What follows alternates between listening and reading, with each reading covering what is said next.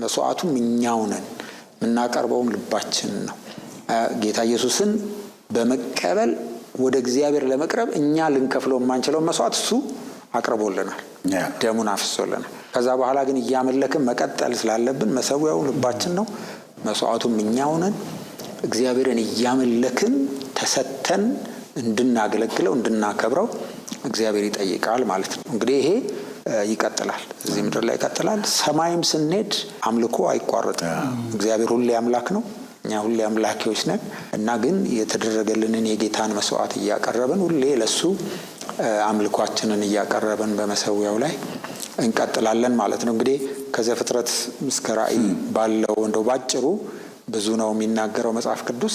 እግዚአብሔርን ያለ መስዋዕት ያለ መሰዊያ ማምለክ አይቻልም።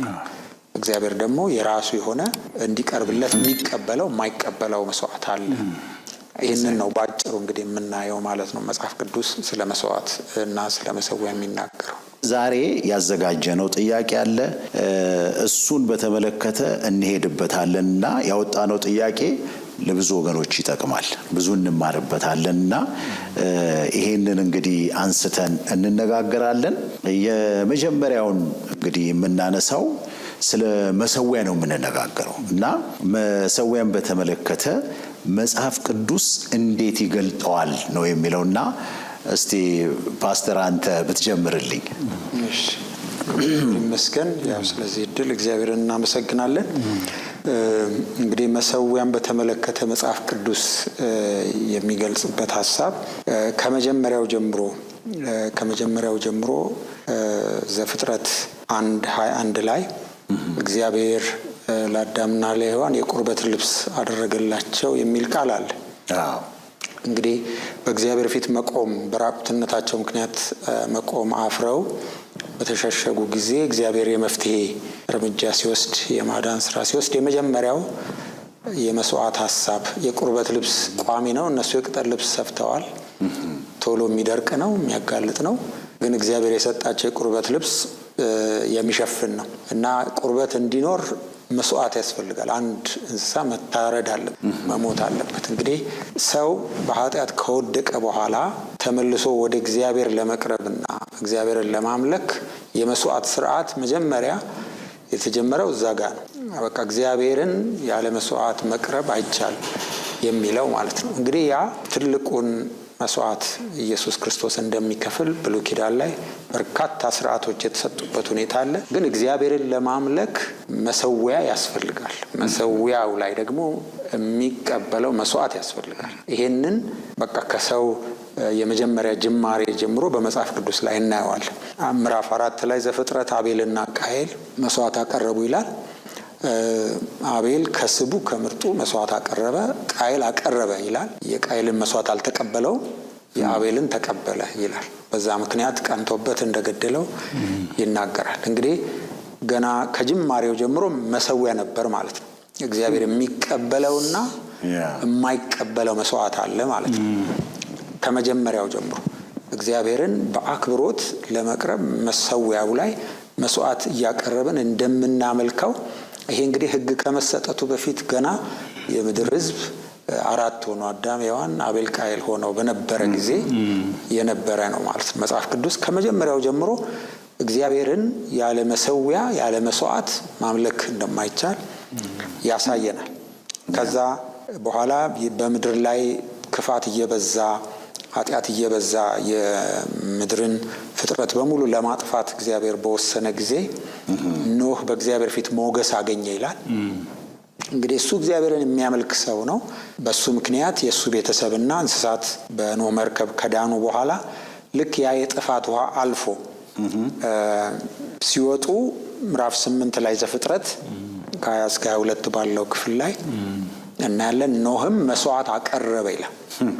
በቃ ያው እግዚአብሔርን ማምለክ በቃ የሰው ስራ ነው፣ ግዴታም ነው። እንዲሁ እንደ አማራጭ የሚደረግ ሳይሆን እግዚአብሔር አምላክ ነው።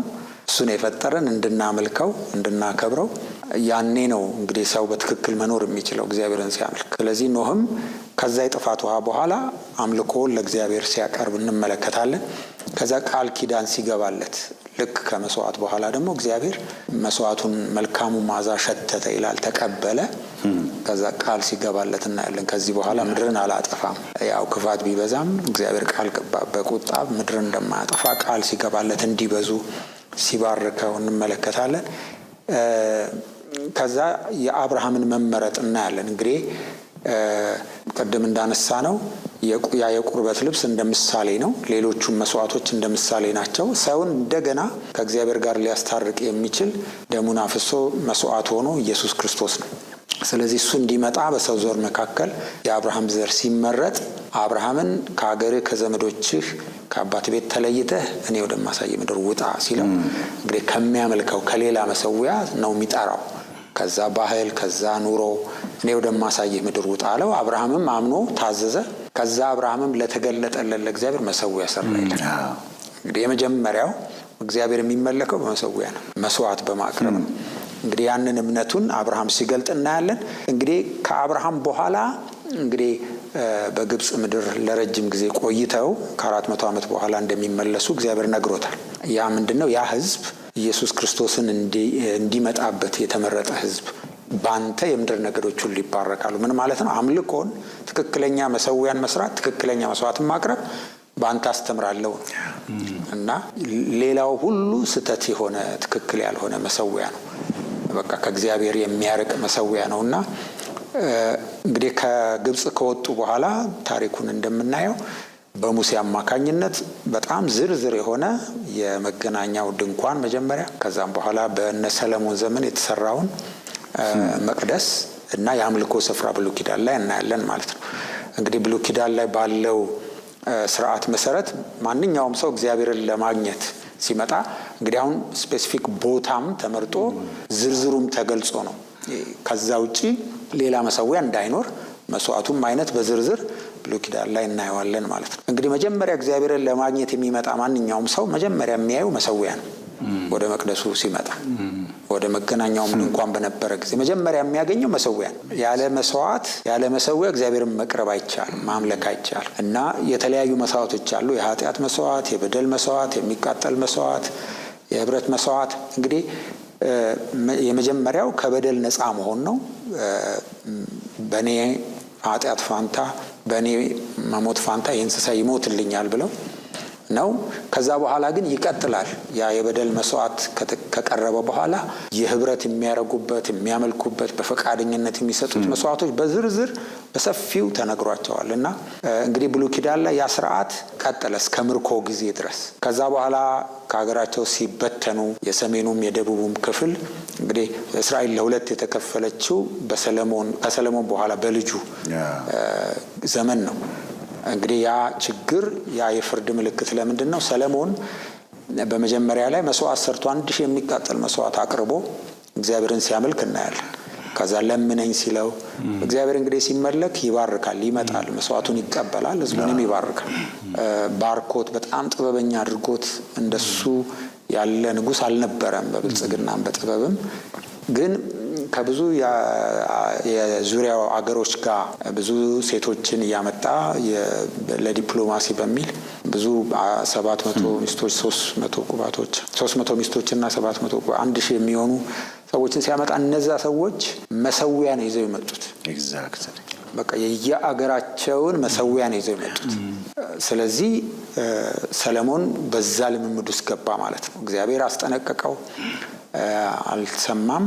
ግን ስለ ዳዊት በሱ ዘመን ችግሩ አልተከሰተም። እንግዲህ የመሰዊያ ነገር ስለ ዳዊት በትክክል እግዚአብሔርን የሚያመልክ ነበር። በበደለ ጊዜ ሙሉ መስዋዕት የሚያቀርብ ነበርና በልጁ ዘመን ሁለት ተከፍሎ የሰሜንና የደቡብ ከዛ በተለያየ ጊዜ እግዚአብሔር ነቢያቱን እየላከ እነዛን መሰዊያዎች እንዲተዉ ሲነግራቸው አልሰሙም። እንግዲህ እስራኤል እንደ አገር መሆኗ ሲያቆም ሲበተኑ በምርኮ ሲወሰዱ እንመለከታለን። እንግዲህ ይሄ የምርኮ የመመለስ ጊዜ ነበር ከ70 ዓመት በኋላ። ከዛ በኋላ እንግዲህ አልፎ ጌታ ኢየሱስ ክርስቶስ በመጣበት ጊዜም በቅኝ ግዛት ስር ነበሩ፣ በሮማውያን ቅኝ ግዛት ስር እና የመስዋዕቱ ስርዓት መቅደሱ ትንሽ ለየት ቢልም ግን የመስዋዕቱ ስርዓት ነበር የዛን ጊዜ። ጌታ ኢየሱስ ክርስቶስ እንግዲህ ሲመጣ በአዲስ ኪዳን ላይ የምናየው የዓለምን ኃጢአት የሚያስወግድ የእግዚአብሔር በግ ብሎ ዮሐንስ ያስተዋውቀው እና ያለ እውነተኛው መስዋዕት እውነተኛው የሚቀርብ በግ ኢየሱስ እንደሆነ ከዛ በፊት የነበረው ጥላ ነው፣ ምሳሌ ነው። ያ ወደ እግዚአብሔር የሚያቀርበው ደም ወደፊት መጥቶ እውነተኛው ይሰዋል። እውነተኛው ሰውያ የሚለው ነው። ኢየሱስ ክርስቶስ ስጋ ለብሶ መጣ ለመስዋዕት ነው፣ መስዋዕት ለመሆን ሰውና እግዚአብሔርን ለማስታረቅ፣ ሰው እግዚአብሔርን እንደገና ቀርቦ እንዲያመልከው ለማድረግ። ከዛ በመስቀል ላይ ተፈጸመ ሲል ያ መጋረጃ ተቀደደ፣ ከላይ እስከታች ተቀደደ፣ በሩ ተከፈተ። እግዚአብሔርን አሁን መቅረብና ማምለክ ተቻለ። ትልቁ መስዋዕታችን እሱ ነው። እንግዲህ ከዛ በኋላ ይህንን መስዋዕት የተቀበለ ሰው ራሱን መስዋዕት እንዲያደርግ አዲስ ኪዳን ላይ የምናየው እንግዲህ ሮሜ ምዕራፍ 12 ላይ ከ1 እስከ 2 እንደምናየው እንግዲህ ወንድሞች ሆይ፣ ያው እህቶችንም ያካትታል እሱ ወንድሞች ሆይ የሚለው አነጋገር በቤተሰብ ስለሚቆጠር ነውና ሁሉም ሰው ሰውነታችሁን እግዚአብሔርን ደስ የሚያሰኝ ያው ቅዱስ መስዋዕት አድርጋችሁ ታቀርቡ ዘንድ በእግዚአብሔር ርኅራኄ ለምናችኋል። እሱም ለአእምሮ የሚመች አገልግሎታችሁ ነው ወይም አምልኳችሁ ነው። እና አሁን እንግዲህ ልባችን ሆኗል። መስዋዕቱም እኛው ነን፣ የምናቀርበውም ልባችን ነው። ጌታ ኢየሱስን በመቀበል ወደ እግዚአብሔር ለመቅረብ እኛ ልንከፍለው የማንችለው መስዋዕት እሱ አቅርቦልናል፣ ደሙን አፍሶልናል። ከዛ በኋላ ግን እያመለክን መቀጠል ስላለብን መሰዊያው ልባችን ነው፣ መስዋዕቱም እኛው ነን። እግዚአብሔርን እያመለክን ተሰተን እንድናገለግለው እንድናከብረው እግዚአብሔር ይጠይቃል ማለት ነው። እንግዲህ ይሄ ይቀጥላል፣ እዚህ ምድር ላይ ይቀጥላል። ሰማይም ስንሄድ አምልኮ አይቋረጥም። እግዚአብሔር ሁሌ አምላክ ነው፣ እኛ ሁሌ አምላኪዎች ነን እና ግን የተደረገልንን የጌታን መስዋዕት እያቀረብን ሁሌ ለሱ አምልኳችንን እያቀረብን በመሰዊያው ላይ እንቀጥላለን ማለት ነው። እንግዲህ ከዘፍጥረት እስከ ራእይ ባለው እንደው ባጭሩ ብዙ ነው የሚናገረው መጽሐፍ ቅዱስ። እግዚአብሔርን ያለ መስዋዕት ያለ መሰዊያ ማምለክ አይቻልም። እግዚአብሔር ደግሞ የራሱ የሆነ እንዲቀርብለት የሚቀበለው የማይቀበለው መስዋዕት አለ። ይህንን ነው ባጭሩ እንግዲህ የምናየው ማለት ነው መጽሐፍ ቅዱስ ስለ መስዋዕት እና ስለ መሰዊያ የሚናገረው። በጣም በጣም በጣም በአጭር ጊዜ ሙሉን ሀሳብ ነው የነገርከንና እግዚአብሔር ይመስገን። ቅድም የተናገርክ ፓስተር ለካ የመጀመሪያው ሰው ሞት እንኳን ከመስዋዕት ጋር የተገናኘ ነው። ለምን እግዚአብሔር ተቀበለው እግዚአብሔር አልተቀበለውም? እና ምናልባት ፓስተር እንደው የምትጨምረው ካለ ጨምር፣ አለዛ ሁለተኛውን ጥያቄ ወደ አንተ እመጣለሁ።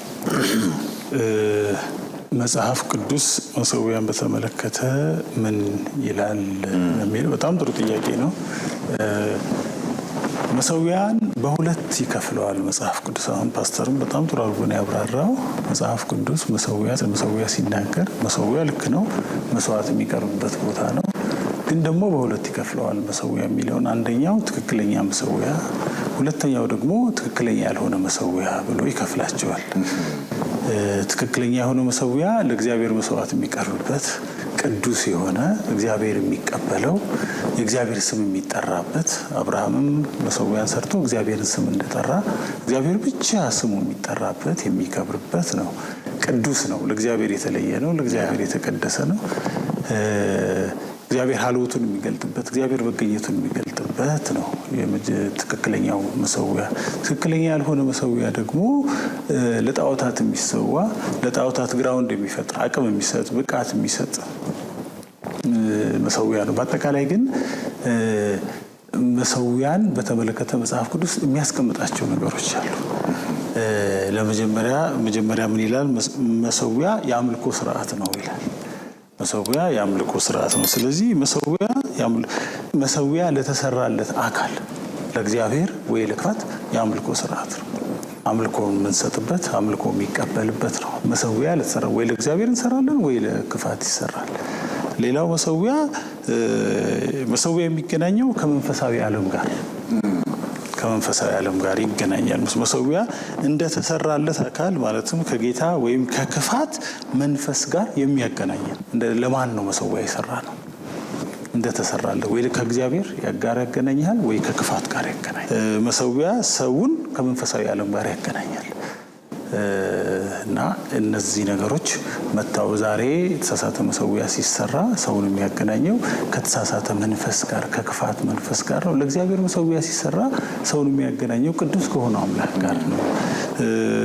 ሌላው መሰዊያ የመንፈሳዊ ቁጥጥር መድረክ ነው። ይቆጣጠራል። የመንፈሳዊ ቁጥጥር መድረክ ነው። ለምሳሌ መሰዊያ የተሰራለት አካል የመንፈሳዊ ቁጥጥር መድረኩን በበላይነት ይይዛል። ለእግዚአብሔር ከሆነ መሰዊያ የተሰራው የመንፈሳዊ ቁጥጥር መድረኩን በበላይነት ይይዛል። ለክፋት ከሆነ መሰዊያ የተሰራው የክፋት መንፈሳዊ መድረኩን በበላይነት ይይዛል እና መሰዊያ በጣም ጥልቅ ነገር እንደሆነ ነው መጽሐፍ ቅዱስ የሚነግረን። እኔ በጣም እነዚህ ነገሮች ስመለከት ምድራችን ምን ላይ ነች ያለችው የሚለውን ነገር ሁሉ እንድናይ ያደርጋል። ለምሳሌ ለጣዖታት መንፈሳዊ መሰዊያ ከተሰራ ጣዖታት ያንን ይቆጣጠሩታል። የመፍቀጃ መንገድ ነው። የቁጥጥር መድረክ ነው። ግራውንድ ነው የሚሰጠው መሰዊያ ለተሰራለት አካል ያንን ምድር፣ ያንን ትውልድ፣ ያንን ሕዝብ እንዲቆጣጠር ግራውንድ ያገኛል፣ መድረኩን ያገኛል። መድረኩ የሱ ይሆናል። ለእግዚአብሔር ከሆነ የተሰራው መድረኩ የእግዚአብሔር ነው። ሀልወቱን ይገልጣል፣ መገኘቱን ይገልጣል። ለእግዚአብሔር ከሆነ ይባርካል፣ መልስ ይሰጣል፣ ያዛል፣ ብዙ ነገር ያደርጋል፣ ይቀበላል፣ ያሸታል፣ ይደሰታል፣ ይመልሳል።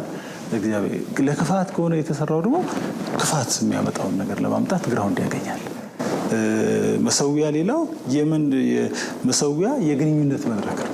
መሰዊያው የተሰራለት አካል ከህዝብ ጋር የሚገናኝበት ነው። ለእግዚአብሔር ከሆነ መሰዊያ የሰራ ነው፣ እግዚአብሔር ከህዝቡ ጋር የሚገናኝበት ነው። ለክፋት ከሆነ የምንሰራው መሰዊያ ክፋት ከህዝቡ ጋር የሚገናኝበት መድረክ ነው እና ለእግዚአብሔር ከተሰራ እግዚአብሔር እንደሚፈልገው ሕያውና ቅዱስ መስዋዕት የሚቀርብበት መሆን መቻል አለበት። የመሰዊያ የተሰራለት አካል ከህዝብ ጋር የሚገናኝበት መድረክ ነው። መሰዊያው በመሰዊያ በኩል ነው። መሰዊያው ላይ በሚሰዋው መስዋዕት በኩል ነው ከህዝብ ጋር የሚገናኝ፣ ከሀገር ጋር፣ ከትውልድ ጋር፣ ከዘመን ጋር የሚገናኙት በዚህ መድረክ ነው እና ይሄን ብቻ አይደለም። እግዚአብሔር በስሙ ለተጠራው ህዝብ በጣም እነዚህ መሰዊያዎችን አትስሩ እንዳለ ሁሉ የመሰዊያን እውነተኛ መንፈስ፣ እውነተኛ ትርጉም በማወቅ መረዳት ይገባናል ለማለት ነው። በጣም ጥሩ ነው። አይ ቲንክ ሁለተኛውን ጥያቄ ኦልሞስት አንስተዋል፣ ግን እንደ ጥያቄ ስለያዝ ነው አነሳዋለሁ። እግዚአብሔር በስሙ ለተጠራው ህዝብ የክፋትን መሰዊያ አትስሩ ያለበት ምክንያት ምንድን ነው? እዚህ ላይ ጨምርና ፓስተር ያሬድ ደግሞ ይጨምርበታል። ጌታ እግዚአብሔር የተመሰገነ ይሁን። በጣም የሚገርም ነገር ነው እየነገሩን እያስተማሩ ነው ያሉትና ጌታ ይመስገን። እንግዲህ አሁን ምንድን ነው እያልኩ ያለሁት አንስተዋል፣ ግን እግዚአብሔር በስሙ ለተጠራው ህዝብ የክፋትን መሰዊያ አትስሩ ያለበት ምክንያት ምንድን ነው? ይሄንን አንሳልንና ፓስተር ያሬድም በዚህ ላይ ትጨምርልናል። እግዚአብሔር በስሙ የተጠራውን ህዝብ የክፋትን መሰዊያ አትስሩ ሲል በምክንያት ነው። ለህዝቡም ጥቅም ነው። ይህን አታድርጉ ሲል አንደኛ ለህዝቡም ጥቅም፣ ሁለተኛ መለኮታዊ ትእዛዝ ነው። የማይቀየር ትእዛዝ፣ የአስተያየት ቃል አይደለም፣ የግምት ቃል አይደለም። ይሄ ትእዛዝ ነው፣ አይሻርም። የትኛውም ዘመን፣ በየትኛውም ትውልድ፣ በየትኛውም ጊዜ የእግዚአብሔር ትእዛዝ ነው። አትስሩ ብሎ አዟል። ለምሳሌ ዘዳግም 12:13 ላይ እንደውም እንደሚለው የምትገቡበት ምድር ያለውን መሰዊያ አፍርሱ፣ ከሰራችሁ አብራችሁ ወጥመድ ነው የሚሆንባችሁ እያለ ይነግራቸዋል። ስለዚህ መሰዊያን እግዚአብሔር አትስሩ ያለበት አንደኛው እግዚአብሔር ከህዝቡ ጋር ያለው ግንኙነት እንዳያጣ፣ ህዝቡም ከእግዚአብሔር ጋር ያለውን ግንኙነት እንዳያጣ። ለክፋት መሰዊያ ከሰራን ቅድም እንዳልነው የክፋት አቅም፣ ብቃት፣ ጉልበት ስለሆነ የሚገለጠው ከእግዚአብሔር ጋር ህዝብ እየራቀ ይሄዳል። ስለዚህ እግዚአብሔር የክፋትን መሰዊያ አትስሩ ሲል ከህዝቡ ጋር ያለውን ግንኙነት እንዳያጣ ወይም ህዝቡ ከእግዚአብሔር ጋር ያለውን ግንኙነት እንዳያጣ። መሰዊያ የግንኙነት ስፍራ ስለሆነ መሰዊያው የግንኙነት ቦታ ነው። ወይ ከእግዚአብሔር ጋር ወይ ከጣዖታት ጋር የምንገናኝበት ስለሆነ እግዚአብሔር ህዝቡ ከሱ ጋር የተቀደሰ ህዝብ ነው፣ በስሙ የተጠራ ህዝብ ነው፣ የቃል ኪዳን ህዝብ ነው። ህዝቡ ከሱ ጋር እንዲገናኝ ስለሚፈልግ ከሱ ጋር እንዲሆንለት አብሮት እንዲጓዝ ስለሚፈልግ እግዚአብሔር የመሰዊያ የክፋት መሰዊያን አትስሩ፣ እኔ በዛ አልከብርም፣ እኔ በዛ አልገለጥም፣ እኔ በዛ አልታይም እያለ ነው እና የክፋት መሰዊያ ሲሰራ እግዚአብሔርና ህዝቡ ያላቸው ትስስር ይላላል። የክፋት መሰዊያ ሀገር ላይ ምድር ላይ ትውልድ ላይ ሲሰራ የእግዚአብሔርና ህዝቡ ያላቸው ትስስር ይራራቃል። እግዚአብሔርና ህዝቡ ያላቸው ግንኙነት ይበላሻል። ይሄ እንዳይሆንበት እግዚአብሔር የመጀመሪያው አትስሩ፣ ከኔ ጋር ያላችሁ ግንኙነት እንዳይበላሽ፣ እኔ እንደ አምላክ እናንተ እንደ ህዝብ ከኔ ጋር ያላችሁ ግንኙነት እንዳይበላሽ፣ ይሄ መሰዊያ ያበላሻል፣ ግንኙነት እንዳትበላሽ አትስሩ አላቸው። ከዛ ደግሞ ምናል በሁለተኛ ያለባት ምክንያት የህዝቡ መንፈሳዊ ንጽህና እንዲጠበቅ። መሰዊያ ያረክሳል። የክፉ መሰዊያ ሲሰዋ ህዝቡም በክፉ መሰዊያ ላይ ሲሄድ ይረክሳል። በረከሰ መሰዊያ ላይ ሰውቶ አይቀደስም እና የእግዚአብሔር ህዝብ ለቅድስና የተጠራ ህዝብ ነው። ለአምላኩ ለእግዚአብሔር የተለየ ቅዱስ ህዝብ ነው። የክፋት መሰዊያ ደግሞ የህዝብን መንፈሳዊ ንጽህና ያበላሻል። ስለዚህ የህዝብን መንፈሳዊ ጤንነት ያበላሻል። ጠላት ትልቁ ስርቱ ማርከስ ነው። ማርከስ ማለት ተቀባይነት ማጣት፣ ተሰሚነት ማጣት። ማርከስ ማለት መንፈሳዊ ንጽህናን ማጣት ማለት ነውና የጠላት ትልቁ ስልቱ ህዝቡን መንፈሳዊ ንጽህናውን አሳጥቶ ከእግዚአብሔር መለየት ነው። ስለዚህ እግዚአብሔር መንፈሳዊ ንጽህናችሁ እንዳይበላሽ በዘመናት መካከል የክፉ መሰዊያ አትስሩ አላቸው። በሶስተኛው ያላቸው ከክፋት መሰዊያ ጋር መንፈሳዊ ትስስር እንዳይኖራቸው ስለፈለገ ነው። ከክፋት መሰዊያ ጋር መንፈሳዊ ትስስር እንዳያደርጉ ስለፈለገ ነው። መሰዊያ የግንኙነት መድረክ ነው ብለናል። ስለዚህ ወይ ከእግዚአብሔር ጋር ወይ ከክፉ መንፈስ ጋር የሚገናኙበት እንደተሰዋለት እንደተሰራለት አካል የሚገናኙበት ስለሆነ ህዝቡ ከዚህ አንጻር ከእግዚአብሔር ጋር ያለው ትስስር እንዳይላላ እንደጠበቀ እንዲኖር ይሄን በማሰብ እግዚአብሔር ተው ሲላቸው እንመለከታለን። ሌላው የክፋት መሰዊያ አትስሩ ሲል ህዝቡ በሁለት ሀሳብ እንዳያነክስ ስለፈለገ ነው።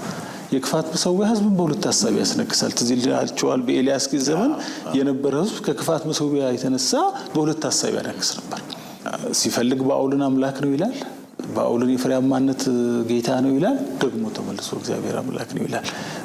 አንድ ጊዜ እዛ አንድ ጊዜ እዚህ ይረግጣለች በሁለት እና ኤልያስም ያለው እኮ መሰዊያውን እስከ መቼ በሁለት ሀሳብ ታነክሳላችሁ ብሎ ነው የጠየቃችሁ የክፋት እና ለዚህ ነው መሰዊያ አትስሩ የክፋት መሰዊያን እያለ ያስነክሳል። እሱ ካለ ህዝብን ያስነክሳል፣ ማንነትን ያበላሻል። መሰዊያ ሌላው የክፋት መሰዊያ ለእስራኤል ህዝብ መጠሪያው መታወቂያው የእግዚአብሔር ህዝብነቱ ነው። የክፋት መሰዊያ ሲሰሩ ግን ማንነታቸው ይበረሳል፣ ማንነታቸው ይበላሻል። ይሄን እንዳይሆንባቸው መሰዊያን አትስሩ ይላቸው ነበር። ከነዚህ ምክንያቶች መሰዊያ እንዳይሰሩ እግዚአብሔር ያዝ ነበር። በጣም ትክክል ነው። አንዳንዱ አሁን መጨረሻ ላይ ያነሳው በጣም የኛን ሀገር በሁለት ሀሳብ ማነከስ አይነት ዛሬ አንዳንዱ ፕራክቲስ የሚደረገው ነገር ጠዋት አንድ ቦታ ከሰዓት ሌላ ቦታ ያኛውን ጨርሶ ያልተውከው ወደዚህኛውም ጠቅልለህ አልገባህምና የዚህ የኛ ዘመኑ በሌላ መልኩ የነብዩን ዘመን ይመስላልና እስቲ ፓስተር ጨምርበት እዚህ ላይ። እኔም የምጨምረው በዘጸአት ምዕራፍ 20 ላይ የአስርቱ ትእዛዛት የተሰጣበት የመጀመሪያው ክፍል የመጀመሪያዎቹ ሁለት ትእዛዛት ከመሰዊያ ጋር የተያዙ ናቸው። ከግብጽ ምድር ባርነት ቤት ያወጣሁህ እግዚአብሔር አምላክህ እኔ ነኝ፣ ከኔ በቀር ሌሎች አማልክት አይሁኑልህ። በላይ በሰማይ ካለው በታችም በምድር ካለው ከምድርም በታች በውሃ ካለው ነገር ማናቸውን ምሳሌ የተቀረጸውን ምስል ለአንተ አታድርግ፣ ትስገድላቸው፣ አታምልካቸውም። በሚጠሉኝ እስከ 3ኛና እስከ 4ኛ ትውልድ ድረስ የአባቶችን ኃጢአት በልጆች ላይ የማመጣ ለሚወዱኝ ትእዛዜንም ለሚጠብቁ እስከ 1000 ትውልድ ድረስ ምሕረትን የማደርግ እኔ እግዚአብሔር አምላክህ ቀናተኛ አምላክ ነኝና ይላል። እንግዲህ የመጀመሪያው ከኔ በቀር ሌላ አምላክ አታምልክ፣ እግዚአብሔር ብቻ ነው አምላክ፣ የሁሉ ፈጣሪ እሱ ነው። ሰይጣን እንግዲህ ከሁሉም የተሳሳተ መሰዊያ በስተጀርባ ሰይጣንና ክፉ መናፍስት አሉ። ያው ዋናው ተቀባይ እሱ ነው። እና እግዚአብሔርን መስሎ ሰዎች ወደ እሱ አምልኮን እንዲያመጡ የሚያደርግ ስለሆነ ማለት ነው። ስለዚህ ሰዎቹን ከግብጽ ምድር ካወጣቸው በኋላ እንዲያመልኩት የመስዋዕትን ስርዓት ሲያደርግላቸው ከኔ በስተቀር ሌላ አምላክ አታምልክ፣ ለምን ትክክለኛው አምላክ እሱ ብቻ ስለሆነ ማለት ነው። ስለዚህ ሌሎች መሰዊያዎች ሰራን ማለት ከእግዚአብሔር የሚተካከል ሌላ አምላክ ፈጠርን ማለት ነው። ያ ደግሞ ሰይጣን ነው ከበስተጀርባ። ስለዚህ እሱ ደግሞ ክፉ ነው፣ ፍጡር ነው፣ ያው የወደቀ ነው፣ የእግዚአብሔር ጠላት ነው። ስለዚህ የሚያመጣውም ክፉ ነው እና ሁለተኛው ትእዛዝ ምንም አይነት የተቀረጸ ምስል አታድርግ። ማንኛውንም ነገር በቃ ይሄ የአእምሮም ስዕል ይሁን ውጫዊም የሆነ ስዕል ይሁን እግዚአብሔር በሰው አእምሮ አይሳልም። የገለጠልንን ያህል ነው የምናመልከው። አድርጎ ያለንን በመታዘዝ ነው የምናመልከውና ይሄ ነው ብለህ ምንም አይነት ቅርጽና ምስል አታድርግ ይላል። እንግዲህ እነዚህ ናቸው መሰዊያን ከመስራት ጋር የተያያዙ ትእዛዞች። ይሄንን የሚያደርጉበት ደግሞ ምክንያት እግዚአብሔር አምላክ ጻድቅ ስለሆነ የፍትህ አምላክ ስለሆነ በአንድ ትውልድ ብቻ ሳይሆን እስከ 3 እና እስከ 4 ትውልድ ድረስ ያ ችግር ይከተላል። ምድር ላይ በጣም ቀውስ ያመጣል። አንድ ትውልድ ላይ ብቻ አያበቃም። እስከ 3 እና እስከ 4 ትውልድ ድረስ ችግሩ ቀውሱ ይቀጥላል። ሌላ መሰዊያ በመስራት ማለት ነው። በትክክለኛው መሰዊያ ደግሞ ሲሰራ እስከ 1000 ትውልድ ድረስ በረከቱ ይቀጥላል የሚል በቃ ንጽጽሩ ትልቅ ነውና ሰዎች ሌላ መሰዊያ እንዳይሰሩ የተነገራቸው ምክንያት ለራሳቸው ጥቅም ነው፣ ለራሳችን ጥቅም። አሁን እግዚአብሔር እኮ እኛ ሳንፈጠርም ነበር። አምላክ ነው፣ ይኖራል፣ በጊዜ የተወሰነ አይደል። ግን እኛም ፈጠረንና በፈቃዳችን እንድናመልከው እድል ሰጠን። ስለዚህ ያንን የተሰጠንን እድል አቢዩዝ አድርገን አንተ አይደለህም አምላክ፣ አንተ አይደለህም የሚል ሌላ መሰዊያ ስንሰራ ቀናተኛ አምላክ ነኝ ይላል። ምክንያቱም እሱ በፈጠረው ምድር ላይ እሱ በፈጠረው ማንነት ላይ ሌላውን አምላክ ስናረግ ያው ቅጣት ያስከትላል። ይሄ በግልጽ ተነግሯል ለሰው። ስለዚህ ያ ደግሞ ትውልድ ላይ እኛም ላይ ሁሉ ጊዜ ችግር፣ ከፍተኛ ችግር እና እርግማን ስለሚያመጣ እግዚአብሔር አታድርጉ ብሏል። ማድረግም የለብንም ማለት ነው። እና ሰው ሳያመልክ መኖር አይችልም። እንዲያመልክ ሆኖ የተፈጠረ ስለሆነ ሳያምን መኖር አይችልም። እንዲያምን ሆኖ ስለተፈጠረ ያው አናምንም የሚሉ ቢኖሩም ያው ያምናሉ በተዘዋዋሪ መንገድ። እሱን ራሱ እያመኑት ነው። ያው ራስን ማታለል ነው። ሰው ሳያምን አይኖርም፣ ሳያመልክ አይኖርም። ግን የሚያመልከውን ነው የሚመርጠው። ልዩነቱ የኔ እኔ ማንንም አላመልክም ይላሉ። ሰው ሞኝነት ነው። ሰው ሳያመልክ መኖር አይችልም፣ ሳያምን መኖር አይችልም። ለምን? እንደዛ ሆኖ ስለተፈጠረ። ስለዚህ ካመነ ካመለከ ትክክለኛውን ነው ማምለክ ያለበት። የተሳሳተውን ካመለከ ችግር ውስጥ ይገባል ነው ሁሉም። ስለዚህ አሁን እግዚአብሔር ይሄንን ሲል የክፋትን መሰዊያ አትስሩ ሲል ከኔ ሌላ ክፉ የሆነ አለ፣ እሱን እየጠራችሁት ነው ማለት ነው። እሱን እየጋበዛችሁት ነው እና ለዚህ ነው ያስጠነቀቃቸው። እኔን ካልሆነ ሌላ ቦታ ብታመልኩ የሚመጣል። እሱ ደግሞ ሲመጣ ያለውን ነው ይዞ የሚመጣው። ክፉ ነው፣ ክፋት ያሰራል። ክፋት በሰራ ጊዜ ደግሞ ከቅዱሱ እግዚአብሔር ጋር ትጣላለህ እና አንድ ልጨምር አንድ እዚህ ጋር ልጨምር። እዚህ አንድ አዲስ ኪዳን ላይ አንደኛ ቆሮንቶስ 10 ላይ ስለ አምልኮ የብሉይ ኪዳንን እስራኤላውያንን እየጠቀሰ እንደ ትምህርት ነው የሚናገረውና እነዚህ ቁጥር 6 ላይ እነዚህ ክፉ ነገር እንደተመኙ እኛ ደግሞ እንዳንመኝ ይህ ምሳሌ ሆነልን። ሕዝብም ሊበሉ ሊጠጡ ተቀመጡ፣ ሊዘፍኑም ተነሱ ተብሎ እንደተጻፈ ከነርሱ አንዳንዶቹ እንዳደረጉት ጣዖትን የምታመልኩ አትሁኑ። ከነርሱ አንዳንዶቹ እንደሴሰኑ በአንድ ቀንም 2,000 ከ3,000 እንደወደቁ አንሴስን። ከነርሱ አንዳንዶቹ ጌታ እንደተፈታተኑት በእባቦችም እንደጠፉ ጌታን አንፈታተን። አንዳንዶቹ እንዳንጎራጎሩ በሚያጠፋውም እንደጠፉ አታንጎርጉሩ። ይህ ሁሉ እንደ ምሳሌ ሆነባቸው፣ እኛን የዘመናት መጨረሻ ያደረሰብን ሊገስጸን ተጻፈ ይልና ቁጥር 14 ላይ ስለዚህ ወዳጆች ሆይ ጣዖትን ከማምለክ ሽሹ፣ ልባሞች እንደመሆናችሁ እላለሁ በምለው ነገር እናንተ ፍረዱ ይላል። የምንባርከው የበረከት ጽዋ ይልና ህብረት አለው። ያ ነገር አምልኮ ህብረት ማድረግ ነው። ቅድም ፓስተር የጠቀሰው ማለት ነው። ስለዚህ ቁጥር 20 ላይ ነገር ግን አህዛብ የሚሰዉት ለአጋንንት እንደሆነ እንጂ ለእግዚአብሔር እንዳይሰዉ እላለሁ፣ ከአጋንንትም ጋር ማህበረተኞች እንድትሆኑ አልወድም ይላል። ስለዚህ ሰው መሰዊያ መስራቱ አይቀርም፣ ግን ከአጋንንት ጋር ማህበርተኛ የሚያደርገው አይሁን። ከኔ ጋር ሁኑ፣ እኔ ነኝ የፈጠርኳችሁ በአምሳሌ። በቃ ያንን እግዚአብሔርን ሰው ካልመረጠ ቀጥታ አጋንንት ነው የሚመርጠው። በቀጥታም ይሁን በተዘዋዋሪ አጋንንት ችግር የለምም ብንለው እናም ብንለው ለሱ ለውጥ የለውም። ብቻ ከእግዚአብሔር እንድንለይ ነው የሚፈልገው። ስለዚህ ቅድም አንተ እንዳልከው ፓስተር አጋንንት ያለውን ነው ይዞ የሚመጣው፣ መግደል፣ ማረድ፣ ማጥፋት። ከሱ ጋር ማህበርተኛ የሆነ ያለውን ነው የሚሰጠው። እግዚአብሔርም ደግሞ ያለውን ሰላምን፣ ደስታን፣ እረፍትን፣ ህይወትን፣ መኖርን፣ መልካምነትን ነው ይዞልን የሚመጣው። ስለዚህ ከሞት ህይወትን እንድንመርጥ ለኛ ጥቅም ነው እንግዲህ ሌላ መሰዊያ እንዳንሰራ ያደረገንና ሰው ሁለት መንገድ ብቻ ነው ያለው። ወይ እግዚአብሔርን ትክክለኛውን መስዋዕት ሰውቶ ማምለክ ወይም ደግሞ ሌላ የተለያየ ብዙ ናቸው እንግዲህ ጣዖታት፣ መልካቸውም አይነታቸው ሁሉም ግን ያጋንንት ማህበር የሚያደርግ ነው ማለት ነው። ማህበር ማለት ምንድን ነው? ማህበር አለን ስትል የጋራ የሆነ ነገር በጋራ እንካፈላለን ማለት ነው አይደለም? የጋራ ማህበርተኛዬ ነው ትላለህ። ስለዚህ ከእግዚአብሔር ውጭ ለሆነ ሁሉ የሚሰዋ ለአጋንንት ማህበርተኛ ወደ መሆን ያደርሰናል ማለት ነው። ስለዚህ ነው መሰዊያና መስዋዕት በጣም ሲሪየስ ነው። እግዚአብሔር እኮ አሁን በብዙ ጎዳና ተናገረንና በመጨረሻ በልጁ ተናገረን። በልጁ ሲናገረን ደግሞ መስዋዕት አድርጎ እና ስለዚህ እግዚአብሔር ለሕዝቡ ይሄንን ሲሰጥ ተጠንቀቁ፣ ኮንሲኩዌንስ አለው ማለቱ ነው። አሁን ፓስተር እንዳልከው ነው።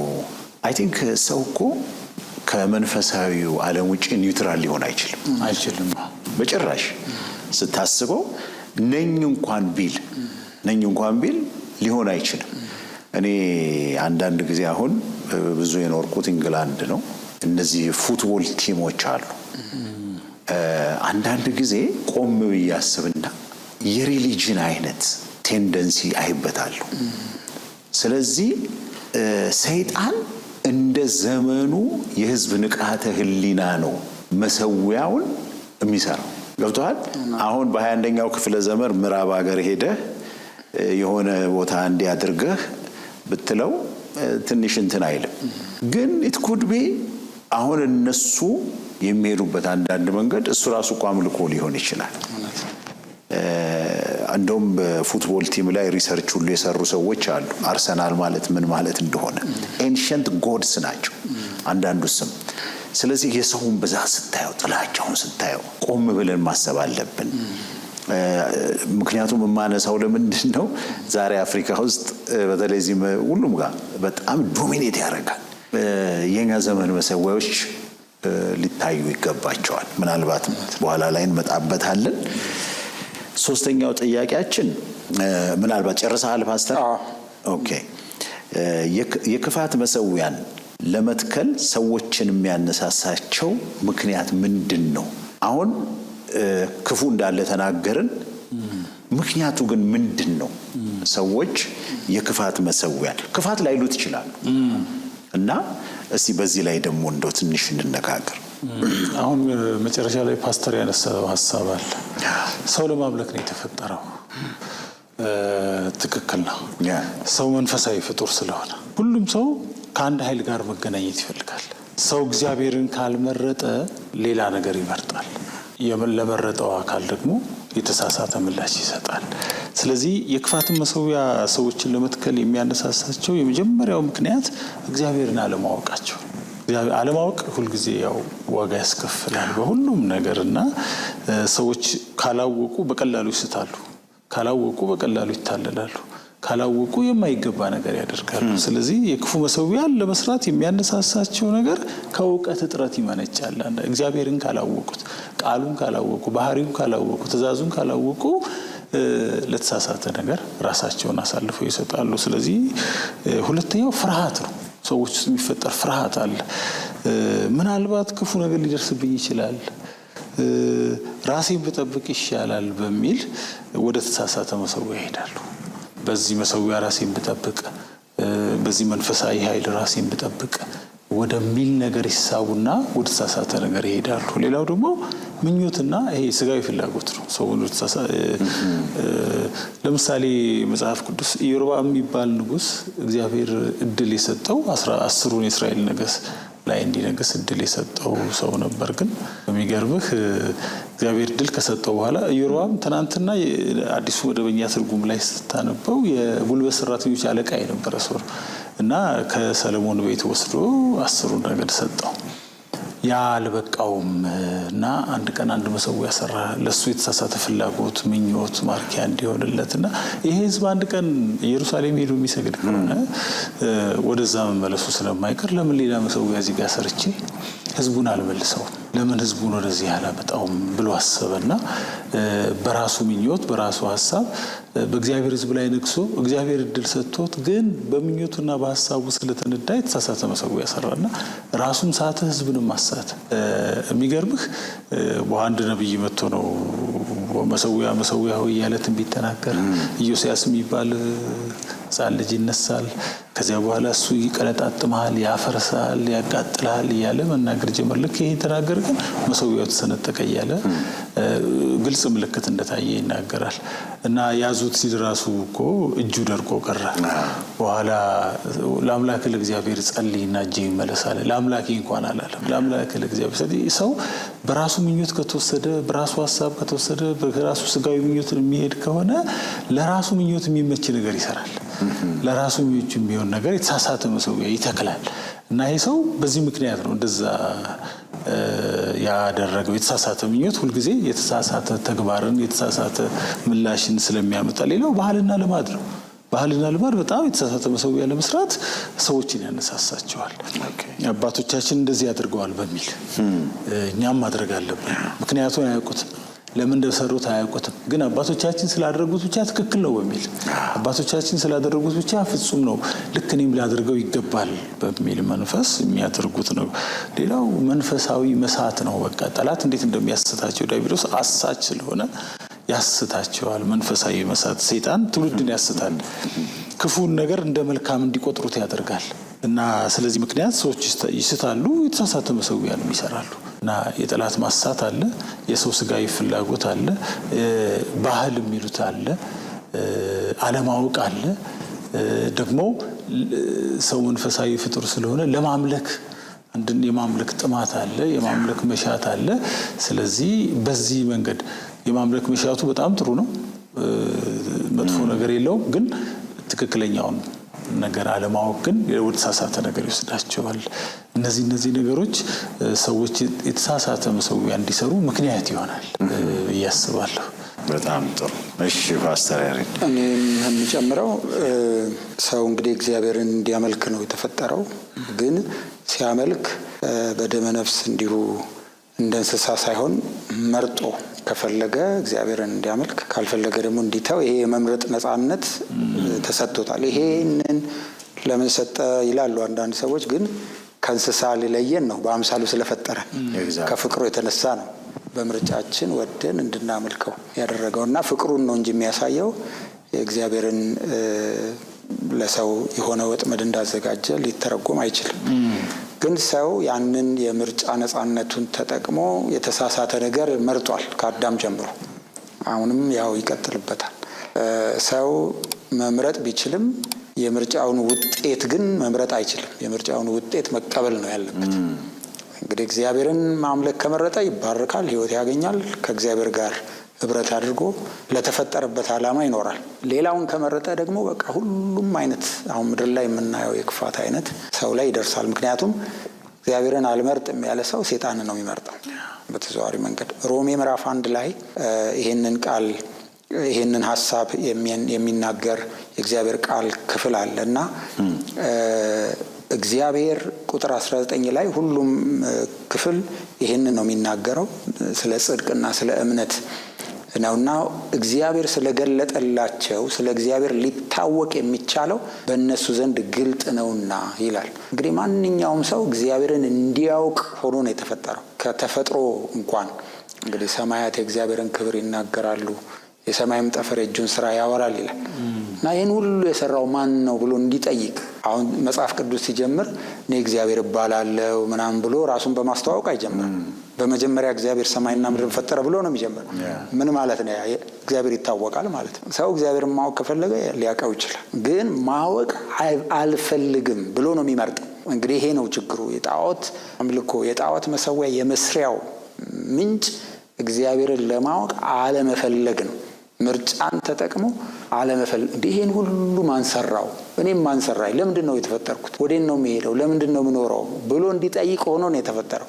ግን አይፈልግም። ከዚህ የተነሳ ያንን የሚተካ ሌላ መሰዊያ ሌላ ጣዖት ይሰራል ማለት ነው። እንግዲህ አምልኮ ይሄ ነው። እንግዲህ እግዚአብሔርም ቁጥር 28 ላይ እግዚአብሔርን ለማወቅ ባልወደዱት መጠን እግዚአብሔር የማይገባውን ያደርጉ ዘንድ ለማይረባ አእምሮ አሳልፎ ሰጣቸው ይላል። እንግዲህ ምርጫቸው ነው ማለት ነው። አሁን እዚህ ላይ አለ ስለ ግብረ ሰዶምነት እንዴት እንደዚህ ሰው ከተፈጥሮ ውጪ እንስሳ እንኳን የማያደርገው እንዴት እንደሚያደርግ ይናገራል። እዚህ ወረድ እንዴት ሰው እንደዚህ ያስባል? እግዚአብሔርን አላውቅም ሲል የማይረባ አእምሮ ሁሉ ውስጥ ነው የሚገባው ማለት ነው። በቃ ለማወቅ ባልወደዱት መጠን ነው የሚለው። የማወቁ ችሎታም አለ ፍላጎቱም አለ ከተፈለገ ማለት ነው። አዎ ሰውን ሲፈጥረው እግዚአብሔር እንዲያውቀው እንዲያመልከው አድርጎ ነው የፈጠረው። ግን አላውቅህም አልፈልግህም ብሎ ሲመርጥ የማይረባ ነገር ያደርጋል። እንግዲህ 4 እግር ያላቸውን እንስሳትን ይላል። ይሄ በተጻፈበት ዘመን አሁንም የሚያደርጉ አሉ። ተራራውን ዛፉን ምኑን የሚያመልኩ ግን አብስትራክት የሆኑ እንደ ኳስ እንደ ሌላ ተቃራኒ ጾታ አገር ሊሆን ይችላል። ማንኛውንም ነገር ሰው እንደ አምላክ እንደ ጣዖት ሊያደርገው ይችላል። ሁሉም አይነት ከዛ ምንድነው መገለጫው ደግሞ የሞራል ስታንዳርዱ ይጠፋል ማለት ነው። ሰው የሚያመልከውን ነው የሚመስለው። ኤግዛክት ሁሉም ሰው የሚያመልከውን ነው የሚመስለው። እግዚአብሔርን የሚያመልክ እግዚአብሔርን እየመሰለ ሄደ። ጣዖትን የሚያመልክ ደግሞ ጣዖቱን እየመሰለ ሄደ። ስለዚህ የሞራል ስታንዳርዱ የሞራል ደረጃው እየወረደ ዓለም ላይ የምናየው የክፋት አይነት የመሰዊያ ውጤት ነው። እና ለምንድነው ሰው እንደዚህ አይነት መሰዊያ የሚሰራው? እግዚአብሔርን ላለማወቅ ላለማምለክ ስለሚመርጥ ስለማያምን እንግዲህ የሚታመነውን እግዚአብሔርን ትቶ የማይታመነውን አስተሳሰብ የሰይጣንን ፍልስፍና የተለያዩ ውሸቶችን ወደ ማመን ሲመጣ ነው እንግዲህ እንዲህ አይነት መሰዊያ የሚሰራው ማለት ነው። እንግዲህ እነዚህ ነገሮች ሁሉ መሰዊያ እየሰራሁ ነው ያመለክኩ ነው ላይል ይችላል። እንደዚህ የሚሉ አሉ። በቀጥታ በተዘዋዋሪም ይሁን በቀጥታ ከእግዚአብሔር ውጪ የመረጠ ሁሉም ያው ያጋንንትን መሰዊያ ነው የሚሰራው ማለት ነው። ትክክል ነው። ምናልባት ይሄኛው አሁን ፓስተር በዚህ ላይ ጨምረ ተጨምርበታለህ። ይሄ ህዝቦች በዘመናት የሚገነቡት መልካም ጎጂም ባህል አላቸው። የክፉ መሰዊያዎች ደግሞ ባህልን ይታከኩና ከብዙ ዘመን በኋላ የሃይማኖት እስኪመስል ይበርዙታል። ስለዚህ ምን ትላላችሁ? ይሄ ከጥንት ጀምሮ በእኛም ዘመን ያለ ነገር ስለሆነ በደንብ ብንነጋገርበት። እንግዲህ ባህል ከምን ውስጥ ነው የሚወጣው? እስቲ እንደው በዚህ ላይ ብንሄድበት።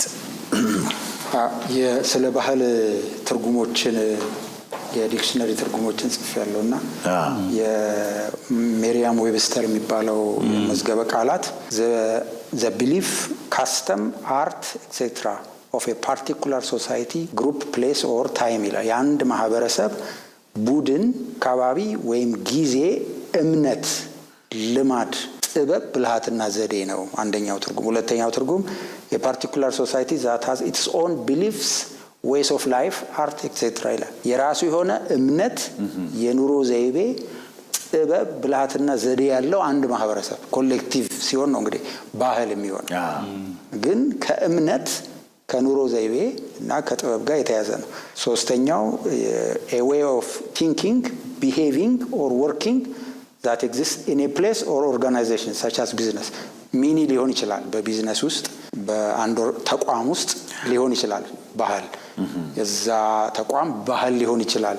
አነስ ብሎ በአንድ ቦታ ወይም ድርጅት፣ ለምሳሌ የንግድ ድርጅት ውስጥ ያለ አስተሳሰብ፣ መንገድ፣ ባህሪ ወይም አሰራር።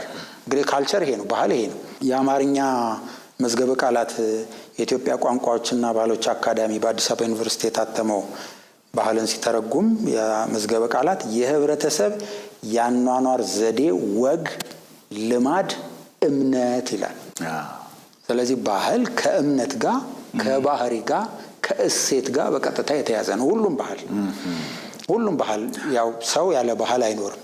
እንግዲህ የጋራ የሆነ ነገር ነው። ይሄንን እንግዲህ በሶስት ከፍለን ብናየው ባህልን፣ አንደኛ እዛ ባህል ውስጥ እውነት ካለ ትክክለኛ ነገር ካለ ያ መልካም ነው።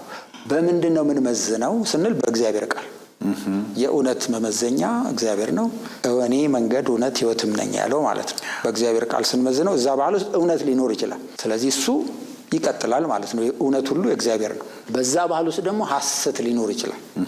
ትክክል ያልሆነ የተሳሳተ የተዛባ ይኖራል። እሱ ደግሞ የሰይጣን ነው ማለት ነው። እሱን ደግሞ እንቃወመዋለን፣ እናስወግደዋለን፣ እንቀይራለን። ባህሌ ነው የለመድኩት ነው ልንል አንችልም። መጀመሪያ ላይ እንደ ርዕስ አድርገን የተነሳንበትን ስለ ጌዲዮን የአባት መሰዊያ አፍርስ አይደለም ምንድነው ተለምዷል እዛ ቤት ውስጥ ማለት ነው። ያውቀዋል ልጁ የአባቱን መሰዊያ በቃ እንዲህ ነው እንዲደረግለታል የሚባል ከአንድ ትውልድ ወደ ሌላ ትውልድ የሚተላለፍ ባህሪ ያለ ማለት ነው። እሱ እንዲፈርስ ነው የጠየቀው እግዚአብሔር። አይ የለመድነው ነው ከአያቴ ከቅድመ አያቴ የመጣ ነው ሊባል አይችልም። መመዘን አለበት፣ መፈተሽ አለበት። በእግዚአብሔር ቃል መፍረስ አለበት፣ ውሸት የሆነው ማለት ነው። ሶስተኛው ግን ተፈጥሯዊ ነው፣ ኒውትራል። በእግዚአብሔር አምሳል ሰው ስለተፈጠረ ከተፈጠረው ነገር መፍጠር ይችላል፣ ማሰብ ይችላል። ክሬቲቪቲው ለምሳሌ ሰው እግዚአብሔር ወፎችን ፈጠረ። እንግዲህ ያንን አይቶ ደግሞ ሰው አውሮፕላንን ጀቶችን ፈጠረ። አቦ ሸማኔን ነብርን ሲፈጥር መኪናን ፈጠረ አይደል? ሁሉን ነገር ስታይ ሰው የፈጠረውን ነገር ያየውን ነው። ከተፈጠረው ነገር ነው የሚፈጥረው። አእምሮን ፈጠረ እግዚአብሔር፣ ሰው ደግሞ ኮምፒውተርን። እሱ አሁን እንግዲህ ናቹራል ነው ማለት ነው፣ ተፈጥሯዊ ነው። በእግዚአብሔር አምሳል ስለተፈጠርን አለባበስ፣ አመጋገብ፣ ሙዚቃ መሳሪያ፣ የስራ መሳሪያዎች ሊሆን ይችላሉ። እነሱ ጽድቅም ኩነኔም ያልሆኑ ማለት ነው። አሁን እንጀራ መብላት ጽድቅም ኩነኔም አይደለም። ክትፎ በጥብስም አድርገው በክትፎም አድርገው ጽድቅም ኩነኔም አይደለም። ሰው በእግዚአብሔር አምሳል ስለተፈጠረ ናቹራል የሆነ ባህል አለው ማለት ነው። እሱን ሴሌብሬት እናደርጋለን፣ እንቀጥልበታለን፣ እግዚአብሔርን እናከብርበታለን። የምንቃወመው የባህልን የውሸት ክፍል ነው። ባህል ከእምነት ጋር የተያያዘ ነው፣ ምንም ጥያቄ የለው። በቃ የማኒፌስቴሽን ኦፍ ወርሺፕ ነው። ግን የምናመልከው በእውነቱ ላይ ተመስርተን ነው። ለምሳሌ አባትና እናትን አክብር ይላል የእግዚአብሔር ቃል። በሽበታሙ ፊት ተነሳ ይላል። በሀገራችን ላይ አለ አባቶችን ማክበር። እንግዲህ እየተሸረሸረ እንዳይሄድ መጠበቅ ያለብን ማለት ነው። ያ አባቶችን ማክበር፣ ትልልቆችን ማክበር ባህል ካለ እግዚአብሔር ቃል ላይ ያለ እውነት ስለሆነ መቀጠል አለበት። እንግዲህ እውነት ሁሉ የእግዚአብሔር ነው ብለን እውነት ሁሉ የእግዚአብሔር ነው። ቅድም እንዳልነው ከተፈጠረው ነገር እግዚአብሔርን የሚፈልጉ ሰዎች በፍጥረቱ በህሊናቸው ያውቁታል። ገና የተለየ ሕግ ሳይሰጥ እኮ አዳም ማነው አቤልና ቃየል እግዚአብሔር መመለክ አለበት ብለው ነው እኮ መስዋዕት ያቀረቡት። የተለየ ሕግ አልነበር፣ ህሊናቸው ያንን ስለሚነግራቸው ነው። ስለዚህ በባህል ውሸት የሆነውን ከእግዚአብሔር ቃል የሚጻረረውን ያ ደግሞ ሁሉ ጊዜ ጎጂ ስለሚሆን ሰዎችን የሚጎዳ ስለሆነ የሰይጣንን መሰዊያ የምንተክልበት ስለሆነ ውሸቱ ፓርት ማለት ነው። ስለዚህ መቃወም አለብን። አንዳንድ ሀገራት እኮ ሕግ ያወጣሉ ከመንፈሳዊ ነን ብለው ሳይሆን ይሄ ነገር ጎጂ ባህል ነው ብለው። ለምሳሌ በህንድ ሀገር ውስጥ የካስት ሲስተም ይባላል።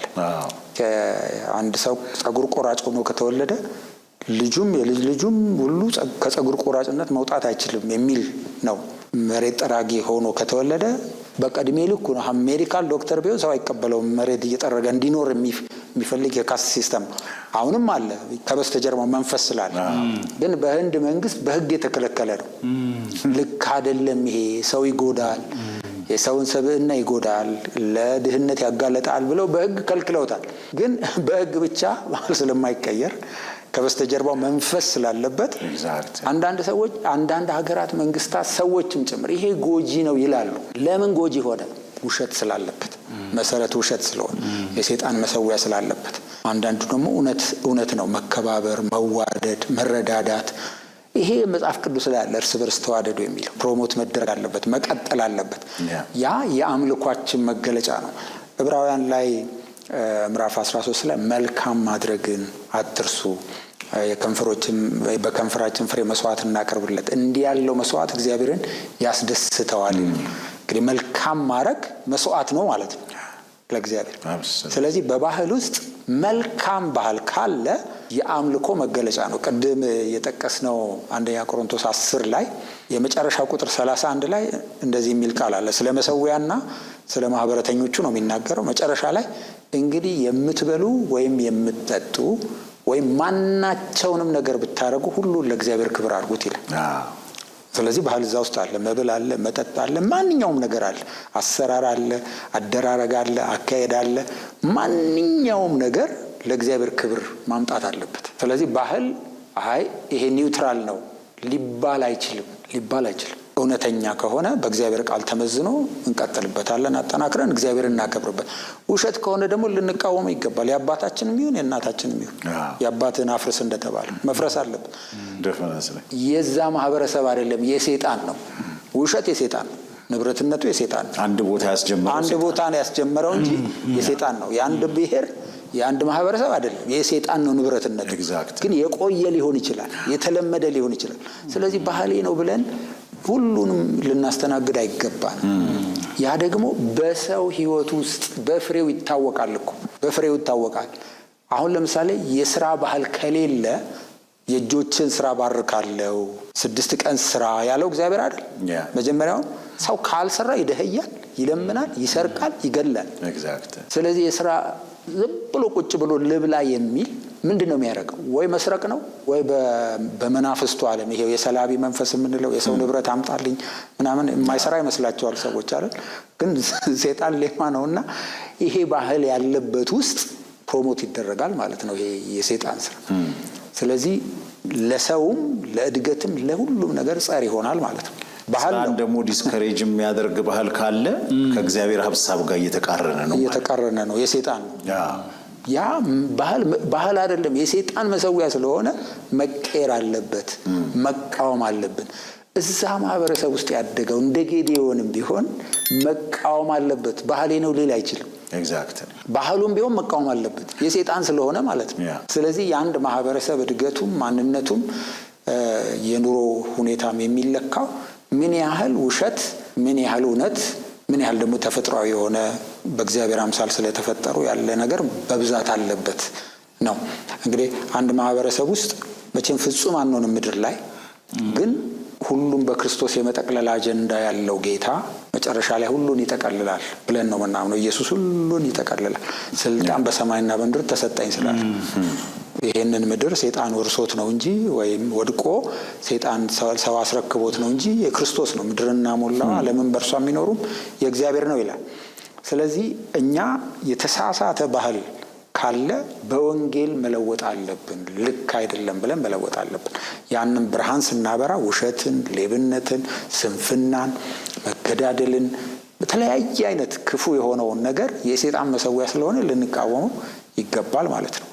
ማንኛውም ማህበረሰብ ውስጥ በርካታ እውነት ካለ ያ ማህበረሰብ የተሻለ ይኖራል፣ ምንም ጥያቄ የለው። ማንኛውም ማህበረሰብ ውስጥ ደግሞ በርካታ ውሸት ካለ ያ ማህበረሰብ የተጎሳቆለ ነው የሚሆነው፣ ምንም ጥያቄ የለው። ምክንያቱም ሰይጣን በስፋት የሚሰራበት ነው ማለት ነው። ግማሽ ግማሽ ከሆነ ደግሞ እንደ ነገሩ ይሆናል ማለት ነው። ስለዚህ ምንም ኒውትራል የሆነ ይሄ የከሌ ባህል ነው ይቀጥል የሚባል ነገር የለም። መመዘን አለበት፣ መታየት አለበት። ከዛ እውነት የቱ ነው፣ ውሸት የቱ ነው፣ ተፈጥሯዊ የቱ ነው ብለን መመዘን አለበት። ለምን? ከመሰዊያ ጋር የተያዘ ነው። ቅድም በትርጉሙ እንዳየው የጋራ የሆነ እምነት፣ የጋራ የሆነ እሴት፣ የጋራ የሆነ አስተሳሰብን ማንጸባረቂያ ነው ባህል በጣም። ስለዚህ እንደ ባህል የተጀመሩ ነገሮች ሃይማኖት ወደ መሆኑ ይለወጣሉ ማለት ነው። መሰዊያ ናቸው። እነዛ አሁን ለምሳሌ የጀግንነት መገለጫ መግደል ከሆነ መግደል የማን ነው? ሌባው ሊሰርቅ፣ ሊያርድ፣ ሊያጠፋ የሰይጣን ባህሪ አይደል መግደል? ስለዚህ መግደል የጀግንነትና የትልቅነት መገለጫ የሆነበት ባህል ውስጥ አብዛኛው የሚሰራው ደም አፍሳሹ መንፈስ ነው ማለት ነው። ምንም ጥያቄ የለውም። በቃ ሌላውም ምህረት ማድረግ፣ ሌላውም መባረክ፣ ለሌላው መልካም ማድረግ ከሆነ ደግሞ እዛ ባህል ውስጥ ያለው በዛ የሚሰራው እግዚአብሔር ነው። ምንም ጥያቄ የለውም። ስለዚህ የትኛው ባህላችን ነው ለእግዚአብሔር ቃል ከእግዚአብሔር ቃል ጋር የሚመሳሰለው የሚሄደው የትኛው ነው ደግሞ የሰይጣን የሆነው ብለን መለየት አለብን። ይሄንን ካለየን ዝም ብለን ልንቀጥልበት አንችልም። ለምን መሰዊያ ነው። ካላፈረስን የውሸቱን የእውነቱን መሰዊያ መስራት አንችልም። በቃ ሁለቱንም ልናረጋ ሰው ሰነፍም ጎበዝም በስራ ሊሆን አይችልም። በስራ የሚተጋ ከሆነ ስንፍናን ይጥላል። ሰነፍ ከሆነ ደግሞ በቃ ጉብዝናን ወይም ትጋትን ይጥላል ማለት ነው። ስለዚህ ለእግዚአብሔርም ለሰይጣንም መገዛት አይቻልም። ሁለቱንም መሰዊያ አብሮ ማስኬድ አይቻልም። ብዙ ጊዜ በእስራኤላውያን ታሪክ ላይ እግዚአብሔር የሚጣላቸው ሙሉ በሙሉ መቅደሱን ዘግተው አጥፍተው አይደለም። ሁሌ ያለ እኮ መቅደሱ ሁሌ መሰዊያው አለ። ችግሩ ደባል ያመጣሉ። እግዚአብሔር ደግሞ አይቀበልም። የተደባለቀ መሰዊያ አይቀበልም። ያ ነው ችግሩ። እና ባህሌ ነው ብለን የሰይጣን የሆነውን ነገር ልናስኬድ አንችልም። ሽርክና ለእግዚአብሔር አይሰራም ማለት ነው። በፍጹም ሸሪክ ሊያረጉት ይፈልጋሉ በባህላቸው፣ ግን እግዚአብሔር ከማንም ጋር አይሻረክም። እውነት ነው። ኦፍ ኮርስ አብ ወልድ መንፈስ ቅዱስ ነው እኛ የምናመልከው። እና በጣም ጥሩ ነገር ነው ስለ ባህል የነገርከን። እስቲ ፓስተር እንጨምርበት። በተለይ ባህል ሃይማኖት ሆኖ እንዴት ሰዎችን እንደሚገፋ እንደው አንተ አንዳንድ ነገር ብትነግረን። ባህል ሃይማኖት ለመሆን የተወሰኑ ስቴፖችን ማለፍ አለበት። የመጀመሪያው ነገር አንድ ቀን ይጀመራል፣ ከዛ ሁለተኛው ይደጋገማል፣ ሶስተኛው ይለመዳል፣ አራተኛው ላይ ባህል ይሆናል፣ አምስተኛው ላይ ሃይማኖት ይሆናል። ሃይማኖት ሲሆን ደግሞ አሁን ፓስተር እንዳለው አሁን ታነሱት እንደነበረው ወይ ለክፋት መሰዊያ ወይ ለእግዚአብሔር መሰዊያ መገለጫ ይሆናል። ስለዚህ የትኛውም ባህል ሁል ጊዜ የእግዚአብሔርን ነገር የማያሳይ ከሆነ ትክክለኛ ካልሆነ ትክክለኛ ያልሆነ መሰዊያ ለመገንባት ምክንያት ይሆናል። ትውልድን ያስታል፣ ሀገርን ያስታል፣ ምድርን ያስታል። ስለዚህ ለዛ ሁሉ አቅጣጫን ይሰጣል። አሁን የቃለ ሕይወት ቤተክርስቲያን በቅጽ 1 የሚል መጽሐፍ አለ። 3 ቅጽ አላት በነገራችን ላይ ታሪኳን የጻፈችበት ቃለ ሕይወት ቅጽ 1 ላይ የመጀመሪያው ሚሽነሪዎች ወደ ደቡብ ኢትዮጵያ ሲሄዱ በባህል ስም የሚመለከው ክፉ ነበር እና ሚሽነሪዎቹ ሲመጡ ራሱ የክፉ መንፈስ ምን እያለ ይናገር ነበር ይላሉ። ከዚህ በኋላ አንገናኝም። ጥቁር መጽሐፍ የያዙ ሰዎች ይመጣሉ። እነሱ የመዳን መንገድ ይነግሯቸዋል። እናንተም ከነሱ ጋር ትሆናላችሁ፣ እኛም እንሄዳለን። ከዚህ በኋላ እኛ ተጽዕኖ ማድረግ አንችልም፣ እኛ እድል ፈንታ የለንም እያለ ይናገር ነበር። እንዳሉት ሚሽነሪዎቹ መጡ፣ ወንጌል መስበክ ጀመሩ። ሰው ሁሉ ወደ ክርስቶስ መጣ። የክፋት ነገር ፈረሰ። ከነዛ ውስጥ አንድ ምሳሌ ባነሳ ብዬ ነው ከገለጠው። አንድ ሰው ጌታን አገኘ። የዚህ የክፉ ባህል መሰዊያ አገልጋይ የነበረ ሰው፣ እዛ ይሰዋ የነበረ የመስዋዕቱም ኃላፊ የነበረ ሰው ጌታን ተቀበለ። አይነ ስውር ነው። ጌታን ተቀበለ። ጌታን ሲቀበል ሕይወቱ ብቻ ያለው የታደሰው አይኑ በራለት፣ ተጸልየለት፣ አይኑ በራ። ከተወሰነ ጊዜ በኋላ ደግሞ ይሄ ሰው ወደዛ የድሮ መስዋዕቱ ሄዶ ምንድነው ያደረገው? ክርስትናውን አልተወም፣ ጌታን ማመኑን አልተወም። ግን ተቀምጦ መስዋዕት ሲሰዋ እንደዚህ አድርጉ፣ ቀጥሎ የሚደረገው እንደዚህ ነው እያለ ይመራል። እዛው እያለ አይኑ ታወረ። እዛው ቁጭ ብሎ አይኑ ታወረ። ከዛ ያለቀሰ መጣ ወደ ቤተክርስቲያን ሽማግሌዎች። የቤተክርስቲያን ሽማግሌዎች እንደገና ንስሐ እየገቡ ቀኑን ሙሉ ስለሱ በደልና ኃጢአት ንስሐ እየገቡ መቼም የሚገርሙ በጣም ጥሩ ሰዎች ነበሩና አይኑ ተመለሰለት፣ ብርሃኑ ተመለሰለት። ይሄ የሚያሳየው ምንድነው? ጥለነው የመጣነው ክፉ ባህል ተመልሰን የምንሄድ ከሆነ ወደ ክፉ መሰዊያ ተመልሰን ቅድም እንዳለው አንድ እግራችን እዚህ አንድ እግራችን እዚህ የሚሆን ከሆነ መልካም ምስክርነታችንም ይጠፋል። ስለዚህ አሁን እያየን ያለው ነገር ምድራችን ላይ በባህል ስም ትናንት የሄዱትን አጋንንቶች እየጠራናቸው ነው።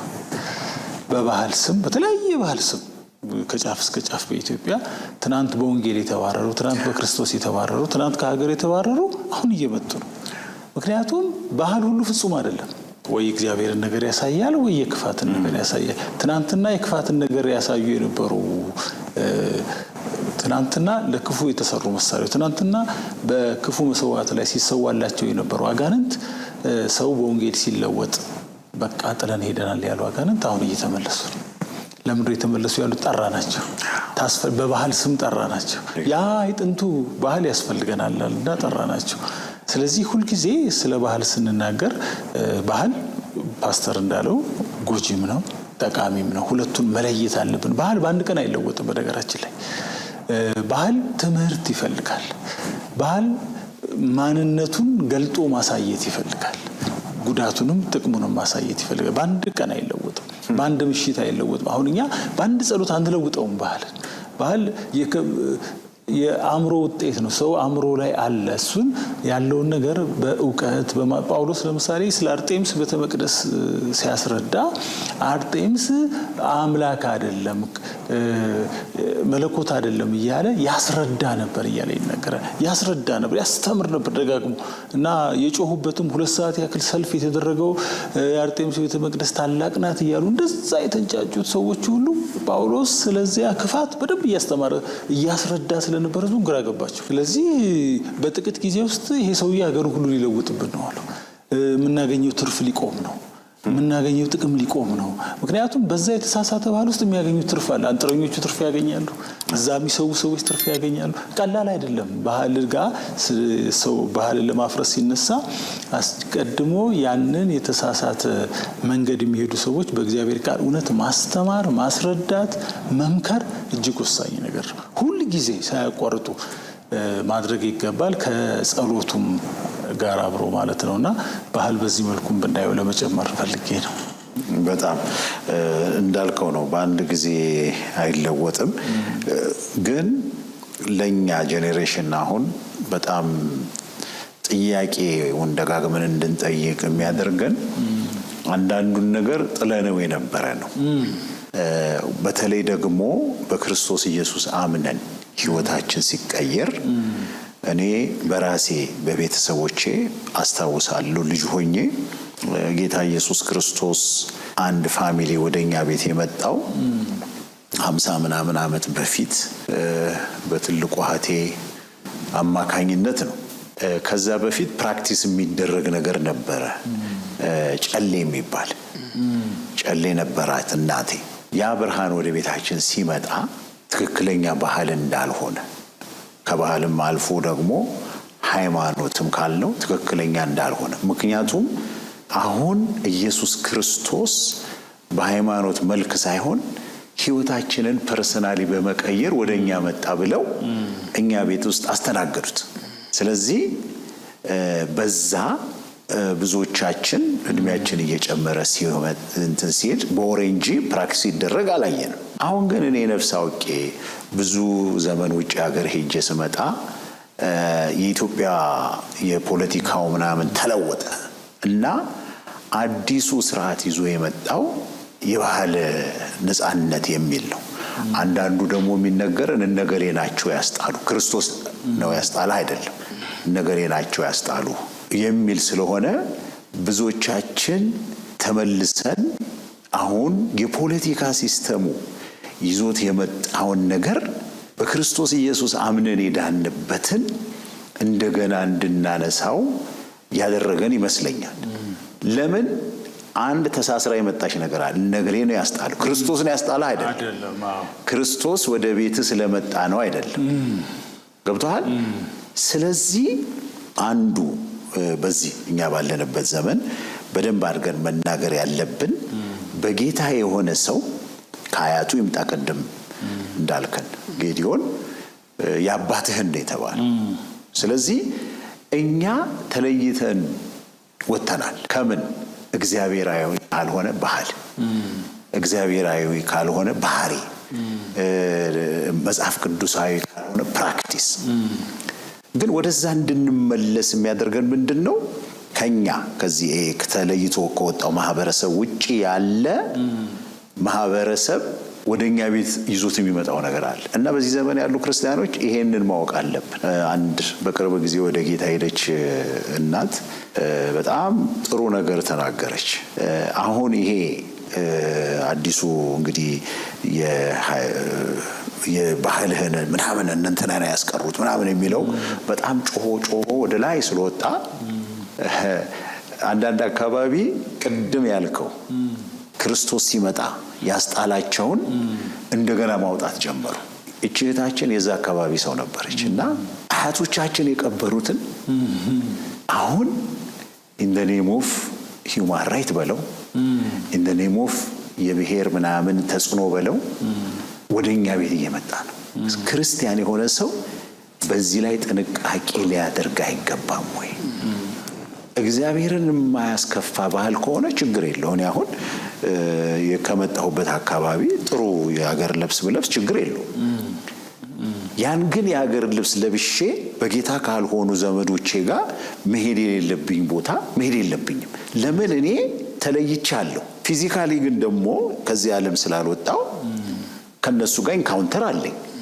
ሁሉንም ነገር ድሮ በጌታ ሳልሆን ማድረግ አልችልም።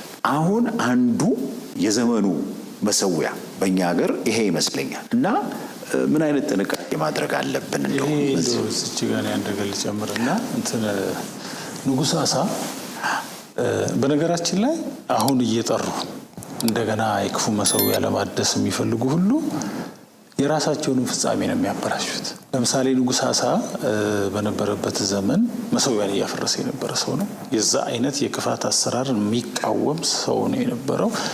በጣም የሚገርም ሰው ነበር። እሱ እንደውም ሲያፈርስ በሁለት ቦታ ነው ያፈረሰው። አንደኛ ከእግዚአብሔር ቤተ መቅደስ ውስጥም አፍርሷል። የፀሐይ ጣዖት ተብሎ የተቀመጠው ሁሉ አውጥቷል። እንደገና አደባባይ ላይ ያለውን መሰዊያ አፍርሷል።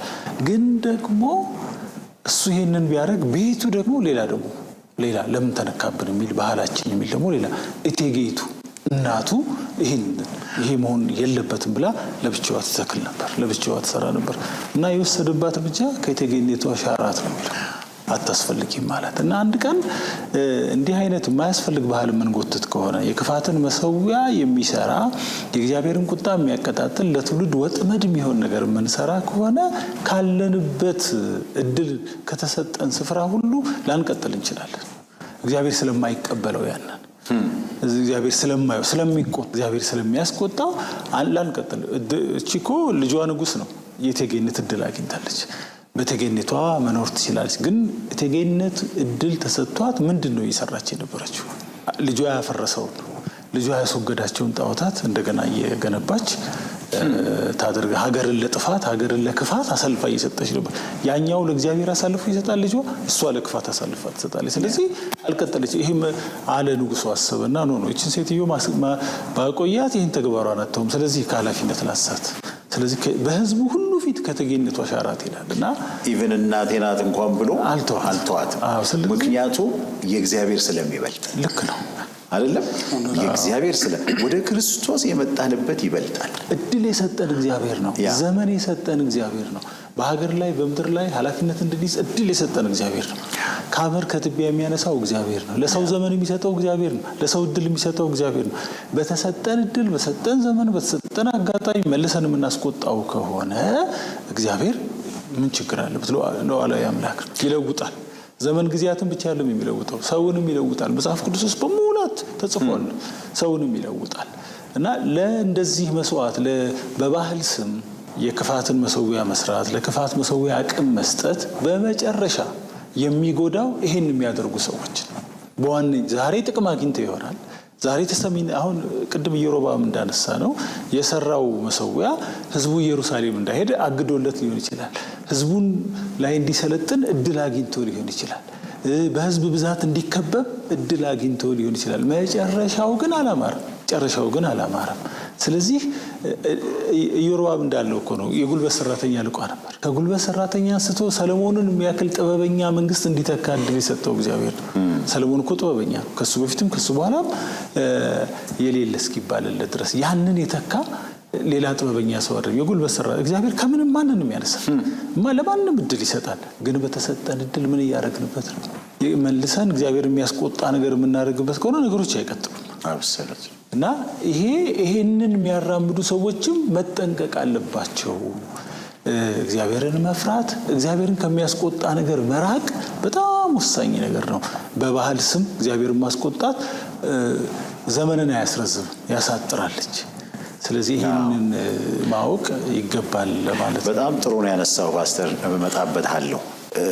በቤታችን ውስጥ ልዩነት እንኳን ቢያመጣ ማስተዋል ባለው መንገድ ወደዚህ ዲሲሽን መምጣት አለብን።